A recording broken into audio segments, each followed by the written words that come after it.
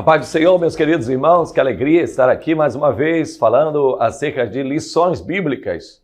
É algo maravilhoso falar da palavra de Deus. E quando nós estamos diante de vocês, fica muito melhor. Tenha certeza que a participação de cada um de vocês, a inscrição de cada um de vocês e o compartilhamento das informações com pessoas que você ama, com pessoas que fazem parte do seu círculo, seja um círculo íntimo ou mesmo um círculo de fé, é para nós saber que isso está acontecendo muito especial. Continue fazendo assim. Se você ainda não é inscrito, tem pessoas que estão assistindo às nossas aulas, mas ainda não se inscreveu.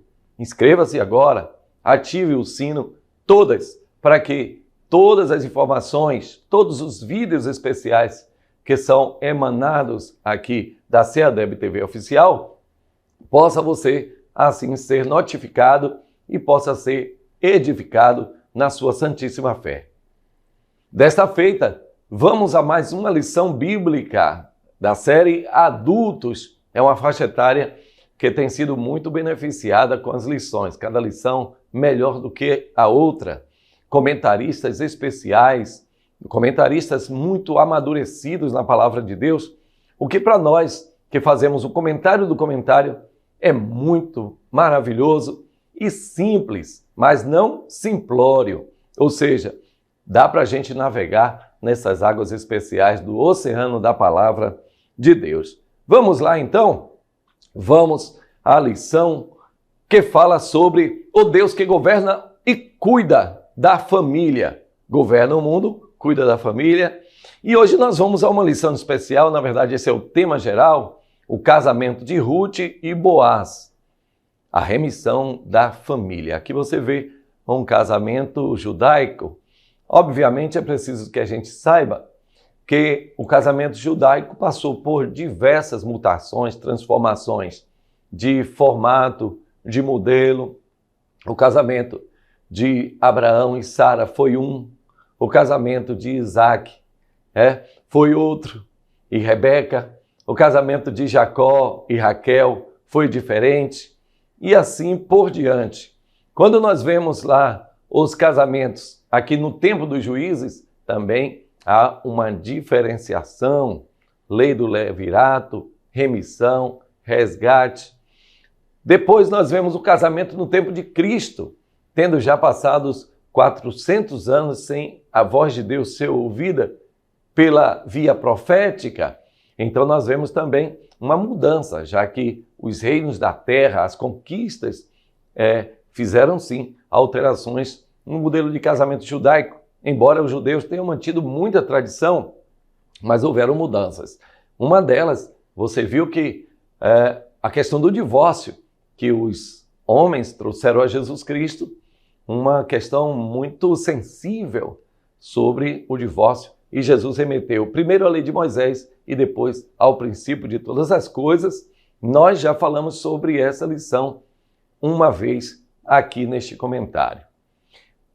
Depois nós vemos Jesus Cristo evocando também costume judaico, e você vê ali também uma diferenciação, o costume judaico do casamento. Essa aqui, maravilha, que plano bonito aqui, olha, meu Deus, é forte.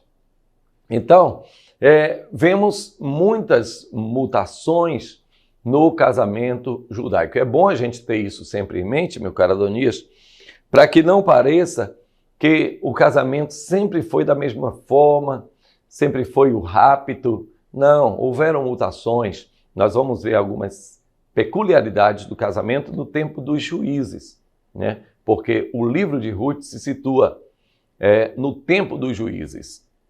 Desde o primeiro capítulo, quando nós estudamos, nós vimos que era no tempo dos juízes. E óbvio, houveram mudanças. Aliás, o fato de que o povo não tinha exatamente um governo central, uma paz central, isso fazia com que cada tribo tivesse uma variação no formato casamental. Mas nós vamos ver isso com mais detalhes. Quero, aqui nessa Câmara, de lembrar jamais dos nossos queridos irmãos da terceira idade. Irmãos da terceira idade, saibam que nesta aula neste lugar vocês têm moral. Não é assim que se fala? Muita moral. Vocês podem ter um espaço de fala, como se diz nos tempos de hoje, um espaço em que vocês podem participar, mandem mensagem, diga como estão recebendo aí as nossas aulas. Nós estamos simplificando alguns termos, nós estamos mastigando algumas coisas para que o alcance destas aulas, destes comentários, seja o mais extenso possível. Porque, é claro, muitas vezes falamos para aluno, muitas vezes falamos para professores, muitas vezes falamos para secretários e outras vezes para pastores e mestres. Mas este trimestre nós estamos dedicando aos nossos queridos irmãos da terceira idade. E quer que eu diga uma coisa, meu caro Adonias? Coloque aqui nesta câmara. Sim, na terceira idade tem muito fruto bom, muito florescimento, muitos mestres, muitos professores que já não estão, talvez, exercendo a sua função, mas ainda a mente está vívida, afiada, preparada. E essa mente assim não pode ser perdida. É preciso usar, sim, a elucubração, o desejo de aprender cada vez mais. E é por isso, meu querido irmão da terceira idade, que eu estou envidando, nós estamos envidando todos os esforços para que você possa ter aqui um espaço de convivência. Quero agradecer muito ao meu querido pastor Valdomiro Pereira da Silva, que tem sido um grande incentivador. Não, vá em frente, fale aos irmãos da terceira idade, mande-lhes um grande abraço e diga-lhes que nós não esquecemos jamais deles. Então, nesse momento eu quero mandar um grande abraço. Fazer como faz o pastor Adonias. Um grande abraço para vocês, todos da terceira idade. Ok, então, voltemos aqui à nossa lição, porque o texto áureo diz assim: agora, pois, minha filha, não temas. Tudo quanto disseste, te farei, pois toda a cidade do meu povo sabe que és mulher virtuosa. Ruth, capítulo 3, e o versículo 11. A verdade prática assim se expressa. Uma mulher virtuosa tem um valor incalculável por seu caráter e sua disposição de servir a Deus e à família. Uma mulher virtuosa. Provérbios, no capítulo 31, pergunta assim: mulher virtuosa, quem a achará? Essa é uma pergunta muito peculiar.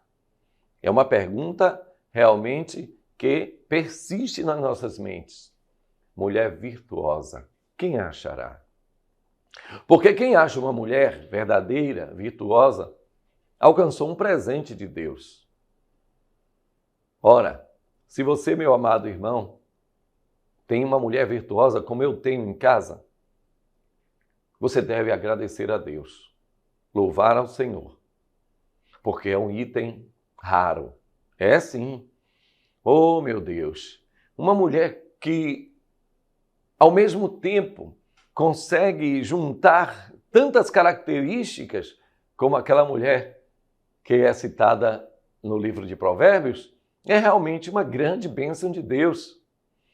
Todos aqueles que encontram uma mulher virtuosa devem não somente agradecer ao Senhor por terem encontrado, mas trabalhar conforme, serem pacientes, amorosos, benignos, trabalhadores, provedores e, ao mesmo tempo, envidar todos os esforços para que ela também tenha um momento de lazer diante de tantas adversidades e tantos trabalhos que o lar tem.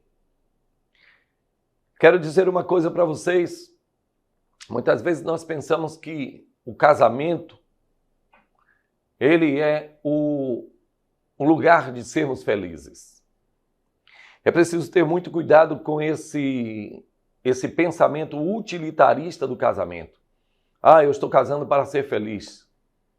Eu estou casando porque eu quero ser feliz. Por que assim? Porque antes o que acontecia? O casamento era um lugar de criar filhos, de gerar uma prole e de ensinar esta prole no caminho do Senhor.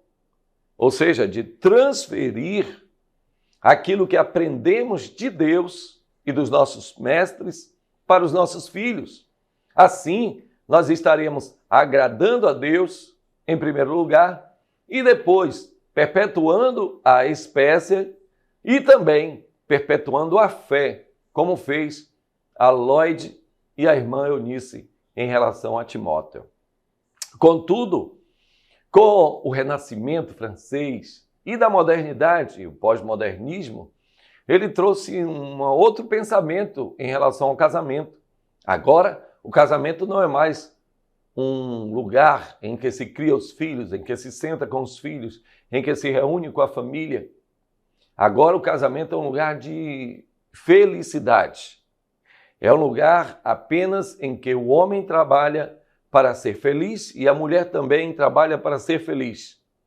Em que a mulher quer exercer a sua profissão, os seus talentos e os homens também.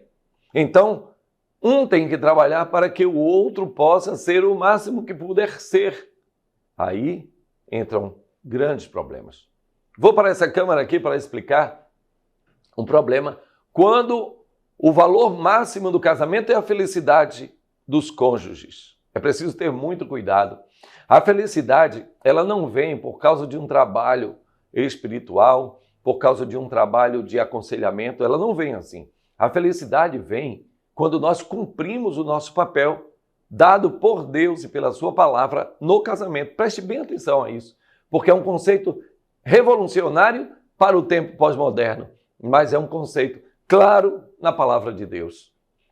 O apóstolo Paulo, ele fala muito bem sobre isso.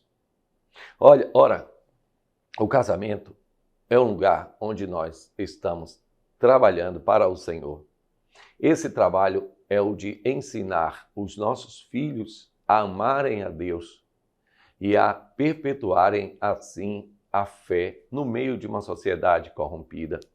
Isso, por sua vez, agrada a Deus, que em troca daquele trabalho que você faz para Ele, de perpetuar então a sua semente e a fé, Ele te abençoa, Ele abençoa o seu marido, Ele abençoa a sua esposa no revés e faz com que você seja plenamente feliz. Entende a diferença?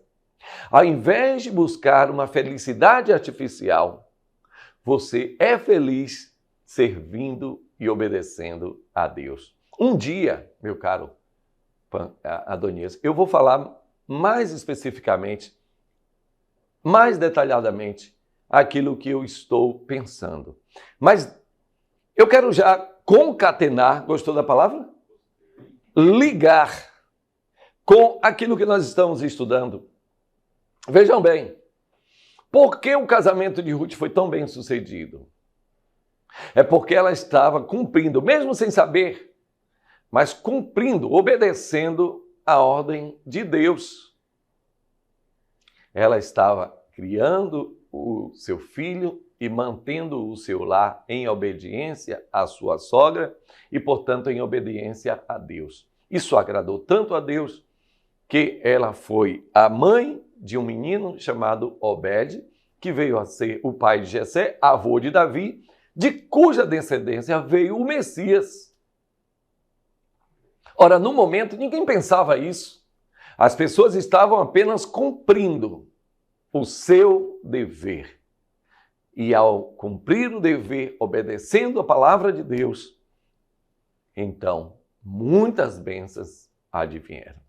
Então vamos para o texto bíblico, mandando um grande abraço também aos queridos irmãos aí da Rádio Vox, que estão participando desta lição, ouvindo. Vocês podem também participar mandando mensagens para a Rádio Vox. Eu gostaria até depois que o Valbir Júnior, ele me enviasse o número para que a gente pudesse colocar aqui, porque os irmãos da Rádio Vox também podem mandar as suas mensagens. Aqueles que estão em viagem podem também ligar para a rádio e dizer como está chegando aí as nossas aulas, tá bom? Você sabia, meu caro Adonias, que tem muita gente que não está assistindo pelo YouTube. E essas pessoas estão, na verdade, ouvindo em casa, escrevendo, anotando, e tomara que sejam muitas boas anotações, né? Mas vamos lá, Ruth, capítulo 3, versículos de 8 a 10 e também o capítulo 4, versículo 11. Diz assim: sucedeu que pela meia-noite o homem estremeceu e se voltou. E eis que uma mulher jazia a seus pés. E disse ele: quem és tu? E ela disse: sou Ruth, tua serva. Estende, pois, a aba sobre a tua serva, porque tu és o remidor. E disse ele: bendita sejas tu do Senhor, minha filha. Melhor fizeste esta tua beneficência do que a primeira, pois após nenhum jovem foste, quer pobres, quer ricos. E todo o povo que estava na porta e os anciãos disseram: somos testemunhas. O Senhor faça a esta mulher que entra na tua casa, como a Raquel e como a Leia, que ambas edificaram a casa de Israel. E há-te já valorosamente em Efrata, e faze-te nome afamado em Belém. Que texto magnífico, que texto maravilhoso. Olha, se a gente fizesse o recorte deste texto, já seria a lição. Mas nós temos outras agendas aqui na nossa lição e nós vamos seguir. Mas esse é um texto muito, muito rico. Mas vamos primeiro ao compromisso de Boaz com Ruth. Quando Ruth chega, juntamente com a sua sogra Noemi, ela chega, vou repetir aquele bordão, viu, Adonia? Sem eira nem beira. Ela chega sem nada, mas chega com um sentimento de obediência. A sua sogra já é uma mulher idosa, mas muito experiente e experiente no sofrimento, amargurada, é verdade. Mas aquela jovem, ela era a alegria de Noemi. A obediência de Ruth mudava as coisas, sabe como é? Quando você está em meio à maior tribulação, tudo dando errado, dores lancinantes, dificuldades financeiras, mas se você está perto de uma pessoa que te obedece, muda ou não muda a situação? Muda. Você pede a pessoa uma coisa, a pessoa faz com alegria, com gosto, com amor. Então, ajuda muito a amenizar a situação. Sabe, algumas vezes nós erramos em fazer as coisas com má vontade. É claro que tem muitas pessoas que não cooperam com o bem, né? Que muitas vezes usa da força, maltrata aqueles que estão ajudando aquela pessoa. É preciso ter muito cuidado. Porque aquele que ajuda também precisa de um fôlego, precisa também de um momento de alegria, de conversa, de risadas. Então, volto ao texto, porque Noemi, ela se sentia bem com Ruth. E Ruth perguntava a ela. Vou dizer uma frase aqui nessa câmara aqui, uma frase que ajuda muito a liderança. Sabe qual é? Eu estava pensando em fazer isso. O que o senhor acha? É uma frase que eu aprendi, que faz tão bem a liderança. E estava pensando em fazer isso. O que achas? Então, antes de você envidar os seus esforços, antes de você tomar iniciativas, antes de aprontar tudo e entregar o pacote pronto ao líder, preciso de uma reunião contigo. Vamos conversar sobre isso? Queria ver a sua opinião sobre isso. É tão bom, tão maravilhoso. E no caso de Noemi, Ruth disse assim para ela: Noemi, eu estava pensando em ir ao campo para colher espigas. Ela disse: vá, minha filha. Ora, gente, se a fome estava dentro de casa, o que é mais lógico? É claro que é sair e procurar comida e mendigar. Mas Ruth, ela não toma a iniciativa sozinha. Está escrito na palavra. Ela pergunta, ela pede de uma maneira respeitosa: eu vou colher espigas. Vá, minha filha. É tão bom quando isso acontece. Quem está comigo aí? Você concorda comigo? É tão bom quando isso acontece.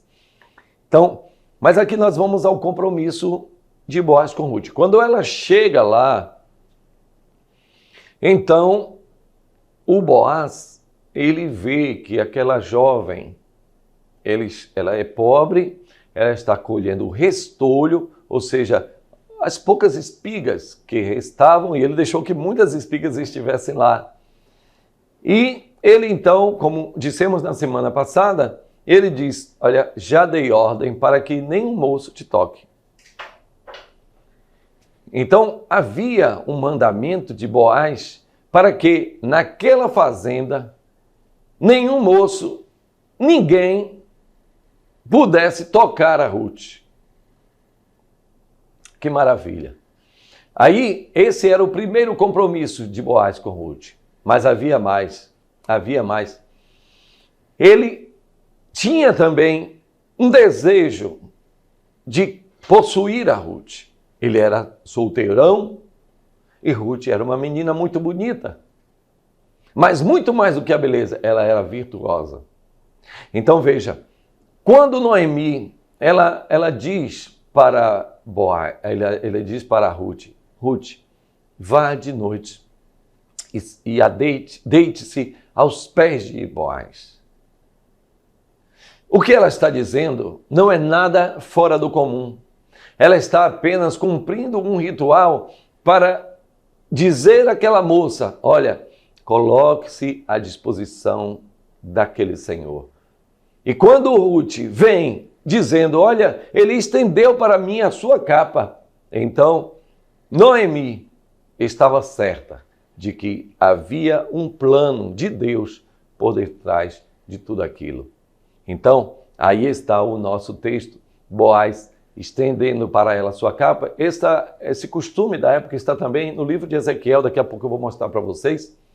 Ezequiel traça também quando o Senhor estende o seu manto, a sua capa sobre Israel. Né? Ali há uma conotação um pouco diferente e não podemos trazer para este contexto, mas o que eu quero me prender é que o profeta Ezequiel, ele diz que o Senhor estendeu a sua capa sobre Israel e então casou-se com Israel, no sentido bíblico.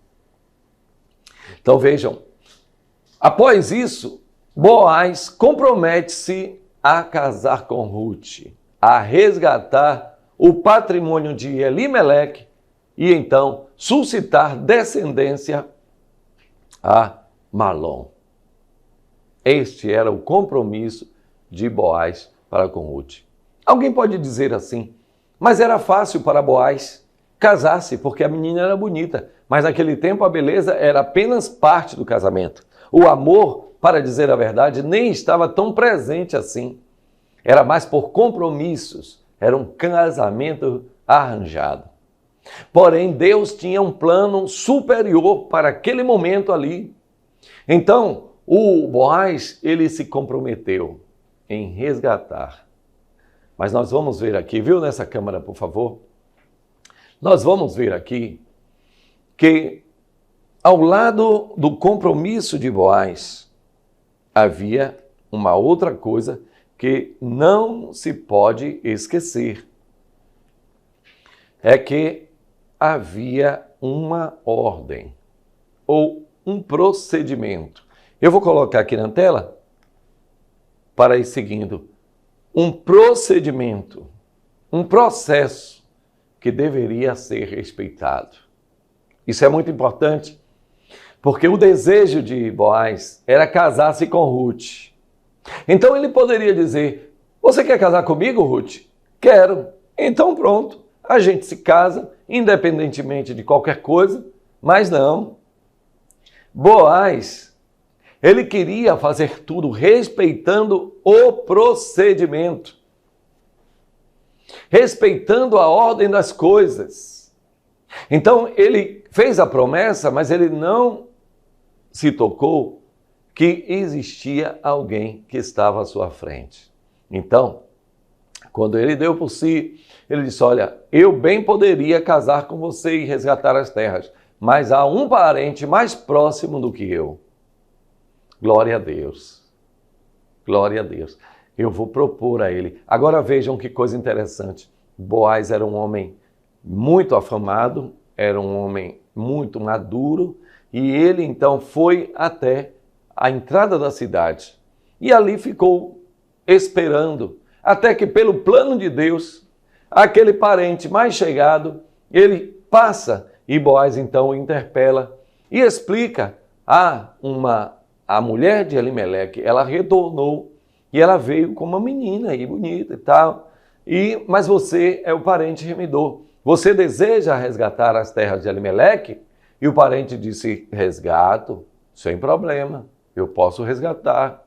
Aí ele disse, mas quem resgatar as terras precisa também suscitar filhos a Malom, porque Ruth é esposa dele. E então o parente disse, não, aí eu não posso. Por quê? Porque havia uma consequência nesse resgate que era uma consequência econômica. Haveria uma perda econômica para a descendência daquele homem. Então isso aí eu não posso fazer. Eu tenho outros compromissos. Então, aquele homem abriu mão do resgate, da remissão. E então Boaz disse, já que você não quer remir, então nós vamos fazer aqui um pacto de remissão, um pacto de resgate. Glória ao nome do Senhor Jesus. Nós já vimos aqui que Boaz é um tipo de Cristo, mas agora nós vemos ainda mais no detalhe como é que se processa a redenção ou a remissão. Veja bem, naquele tempo, como acontecia? Eram chamadas testemunhas, no caso foram 10 homens, e então era colocado o sapato, e aquele sapato, aquele calçar de sapato, então era a prova de que havia ali feito um pacto. Então foi tirado o sapato, as sandálias de um e dado ao outro, dizendo assim, hoje eu selo o pacto com você, para que não haja nenhum tipo de interferência, nenhuma maledicência, dizendo que eu tomei terra de alguém ou que eu ultrapassei a ordem de alguém. O Senhor Jesus, ele poderia, pelo seu poder, salvar as pessoas, talvez, sem precisar de nenhuma interferência, mas isso não seria dentro do processo, porque sangue de bodes, sangue de bois, sangue de pombos, eles não podem, não conseguem resgatar o ser humano. Foi preciso que o sangue de Jesus Cristo, o Filho de Deus, nos resgatasse pelo derramamento do seu sangue, pela sua morte. Então, nós temos vida em Deus. Glória a Jesus, glória a Deus. Olha que coisa interessante. Houve um pacto no Éden que foi quebrado. Houve um pacto com Noé, que também foi quebrado. E agora, o Senhor Jesus, o segundo Adão, ele refaz o pacto novamente, mas custou o seu próprio sangue e nos resgatou do império das trevas e nos colocou no reino do Filho do seu amor. Assim, meus amados irmãos, o Boaz e o seu parente remidor, eles também, aquele ato de pactuamento, ele foi também a prova de que o pacto estava selado. E agora, realmente, Ruth, ou a igreja, poderia se casar com o seu benfeitor. Que maravilha, que história magnífica, maravilhosa. Respeite o processo. Respeite a ordem das coisas. Ninguém será coroado se não militar segundo as normas. Conhecemos a história de um grande corredor ciclista francês. Ele ganhou 7 maratonas, ou 7 corridas. Era o maior campeão de corridas. Contudo, depois das 7 corridas, descobriu-se que ele usava uma substância que era proibida, que lhe dava mais força do que os demais concorrentes. Então, ele foi motivo de vergonha, foram tiradas todas as suas medalhas e ele foi banido do esporte para sempre. Ninguém será coroado se não militar segundo as normas. Tem muita gente que está passando na sua frente e você pensa, eu estou ficando para trás. Não pense assim, porque você tem um Deus que está sobre todas as coisas. Ele é um Deus de justiça. Tem muitos irmãos que agora estão pensando: ah, porque eu sou justo, eu estou ficando para trás. Mas o salmista diz: não te dignes por causa dos malfeitores, porque em breve eles serão ceifados. Faze o bem, teme ao Senhor, anda nos seus caminhos, porque o Senhor, Ele é o justo juiz. A uns eleva e a outros abate. Amém? Glória a Deus. Louvado seja o santo nome do Senhor. Meu Deus, esses cortes aí do nosso querido irmão Adonias são algo maravilhoso. Adonias, me dá essa câmera aqui que eu quero mandar um abraço lá aos irmãos da CGADB. Meus queridos irmãos da CGADB, queridos irmãos da Umadene, queridos irmãos pastores da CEADEB, nós estaremos nos encontrando este mês ainda, né? Este mês ainda nos encontraremos aqui no grande reunião da Umadene. Que Deus abençoe a viagem de todos vocês. O povo aqui da Bahia está muito animado para esta convenção da Umadene. Vão ser momentos especiais. Também teremos uma grande COED, escola, né? Da Escola Dominical, um encontro maravilhoso. E você não pode perder, é no final deste mês de agosto. Desde já, todos estão convocados. Todos meus queridos alunos, professores, mestres, superintendentes, pastores, estão convocados para este encontro de escola dominical. Que Deus abençoe ricamente a todos. Mas vamos então nos dirigindo já para o final. E eu quero dizer aqui, para finalizar, a santidade não despreza a beleza. Isso aqui é uma coisa maravilhosa, porque está escrito que Boaz banhou a Ruth, cuidou dela, tratou bem ela. Tem crente que pensa por causa da humildade, tem que andar meio largado. Não, tem momentos na vida realmente que é difícil, né? Você está centrado em uma coisa, mas o Senhor disse: olha, que você quando for jejuar, lava o seu rosto. Fique, tranquilo e calmo. Está jejuando, mas está bonito, na presença de Deus. Ninguém sabe, só você e Deus sabe o momento pelo qual você está passando. Clama ao Senhor, ora, chora, suplica, mas depois, sai ali, totalmente renovado, totalmente cheio, totalmente alegre. O Espírito Santo intercedendo por você nas suas fragilidades. Glória a Deus. Então a beleza, ela caminha junto com a santidade. Hoje nós vivemos um mundo que privilegia a feiura. Sim, o belo hoje está por baixo. Ah, pastor, mas o que é belo? Todo mundo tem certeza daquilo que é bonito, gente. Não adianta. É claro que em algumas culturas pode haver variações, mas existe o belo e o feio também nessas culturas. Ninguém tenha nenhum tipo de ilusão. Ah, porque na cultura tal. Não, todo mundo sabe o que é belo lá. E eu vou dizer uma coisa para vocês, exceto com raríssimas exceções, o que é bonito na Índia é bonito para mim aqui, é bonito para você. O brasileiro bonito é bonito para os indianos também. É bonito. O africano bonito é bonito para a gente. E o brasileiro bonito é bonito para o africano. Assim também o russo. Porque a beleza é algo inerente ao nosso ser. Mas é claro, não poderemos jamais desprezar as pessoas por causa do seu formato físico. Isso não. Agora, devemos sempre buscar aquilo que é belo. Sabe, eu tinha um amigo que ele não tinha muita beleza exterior, mas era o cara mais belo. Quando chegava perto, era uma pessoa cheia de graça, cheia do Espírito Santo. Sabe como é, Adonias? Aquelas pessoas que quando chegam não trazem aquela carga pesada, mas vêm com uma unção.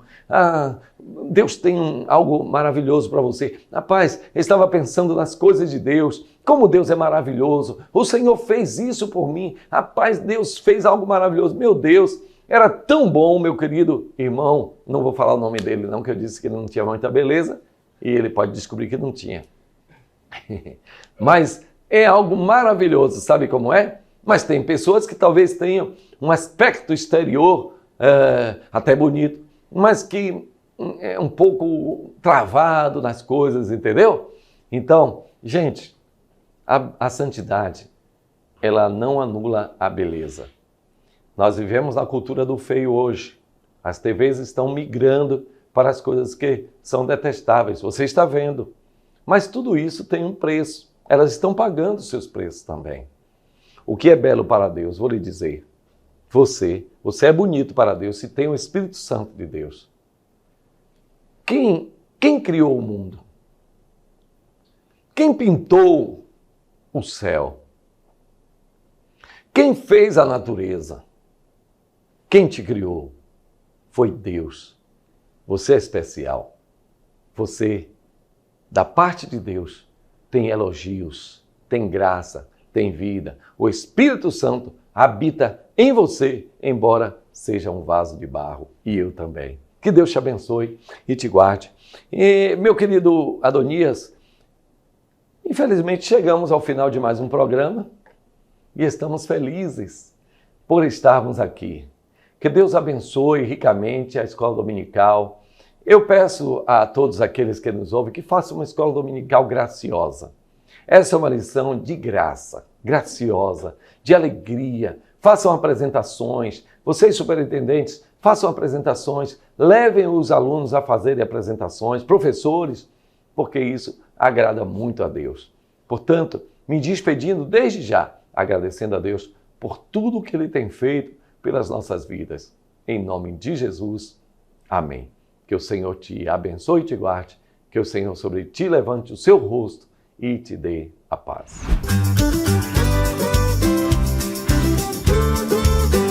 CEADEB TV, uma herança de fé pra você.